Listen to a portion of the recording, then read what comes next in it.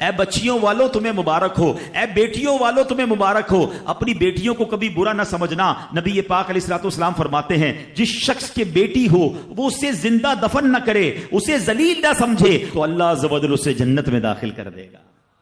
ایک اور جگہ نبی پاک فرماتے ہیں اللہ اکبر، یہ حدیث تو میں کہتا ہوں ختم ہے نا، اس کے بعد الفاظ ہی نہیں بچتے۔ بہت ساری بیٹیوں کی فضیلت کی حدیث ہے، مگر یہ حدیث ادھر جا کے لگتی ہے، دل کو چھو لیتی ہے۔ سنو تو صحیح اس کے الفاظ کیا ہیں۔ اللہ کے نبی فرماتے ہیں بیٹیوں کو برا مت کہو، میں بھی بیٹیوں والا ہوں۔ ہائے ہائے، ختم ہو گئی نا بات ہے۔ اللہ کے نبی نے صلی اللہ تعالی وسلم نے اپنی نسبت بیٹیوں کی طرف فرمایا میں بھی بیٹیوں والا ہوں۔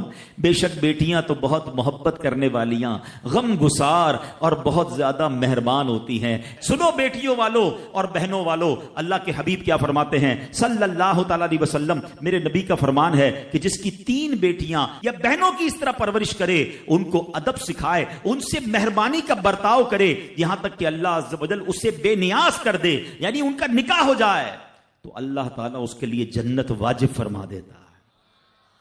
یہ ارشاد سن کر ایک صحابی کھڑے ہو گئے ہیں۔ صحابہ کے سوال بھی بڑے کمال کے ہوتے ہیں۔ یقین کرو ہمارے بہت سارے کام سیدھے جو ہے نا، ہمارے لیے بہت ساری آسانیاں صحابہ کے سوالات نے کر دی۔ اب ہو سکتا ہے یہاں میرا کوئی بھائی ایسا بیٹھا ہو جس کی 3 بیٹیاں نہ ہوں، وہ کہتا ہے میری تو 2 ہیں۔ صحابی نے سوال کیا حضور اگر کسی کی 2 ہوں تو اللہ، اور 2 لڑکیوں کی پرورش کرے تو ارشاد فرمایا اس کے لیے بھی یہی اجر و ثواب ہے۔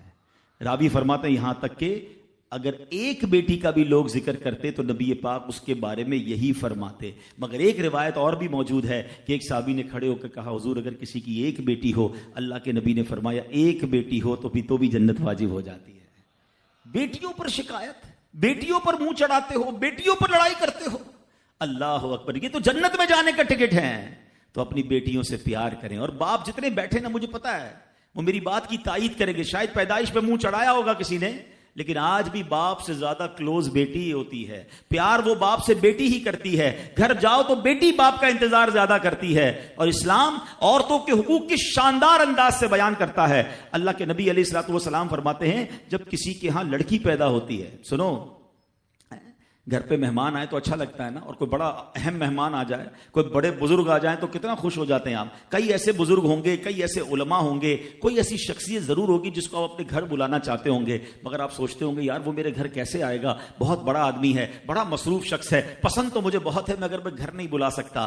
سنو، جب تمہارے گھر بیٹی آتی ہے تو پتہ ہے کون مہمان آتا ہے؟ اللہ کے نبی فرماتے ہیں جب کسی کے ہاں لڑکی پیدا ہوتی ہے تو اللہ عز و جل فرشتوں کو گھر بھیجتا ہے۔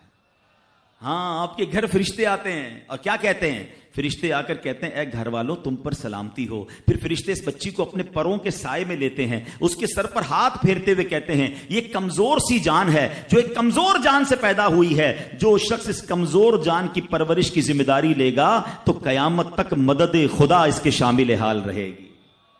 تو اب کبھی بھی بیٹیوں پر زیادتی نہیں ہونے دینی۔ ہاں، بیٹیوں کی دعائیں لو، بیٹیوں کی خدمت کرو۔ اور میں نے خود دیکھا ہے، آپ نے بھی دیکھا ہوگا، میں نے دیکھا ہے، بلکہ میں نے ایک طرح سے انٹرویو لیا ہے ایک رشتہ دار کا کہ یار آپ کی 4 بیٹیاں ہیں، 3 بیٹیاں ہیں، کہتا ہے یار جب سے بیٹیاں آئی ہیں پتہ نہیں رزق کدھر سے آ رہا ہے۔ بیٹیاں تو کیا آئی ہیں، اللہ نے رحمت کے دروازے کھول دیے ہیں، کیونکہ اس نے منہ نہیں چڑھایا۔ کچھ ہوں گے ایسے بیٹیوں والے جن کا ہاتھ تنگ ہوگا، تو غور کرو جب بیٹی ہوئی تھی تو شکر کیا تھا یا شکوہ کیا تھا؟ اللہ نے تو بھیجی تھی رحمت تمہارے گھر پہ، تم نے اس وقت بھی اللہ کو ناراض کیا، بیوی کو گالیاں دی، ہنگامہ کیا، اب کہتے ہو رحمت نہیں آ رہی۔ تم نے تو کتنی ناشکری کر لی۔ اگر تم سجدہ شکر ادا کرتے، اللہ کی بارگاہ میں رضا راضی رہتے، اللہ بیٹیاں تو دیتا مگر تم پر رحمت کے اور دروازے بھی کھول دیتا۔ اور ہم نے دیکھا ہے لوگوں کے رزق کو بڑھتے ہوئے۔ تو کبھی بیٹی کی پیدائش پر آپ نے منہ نہیں چڑھانا ہے، ہاں، نہ اپنی زوجہ کو تانے دینے ہیں، اور بیٹیوں کا خیال رکھیں، بہنوں کا خیال رکھیں۔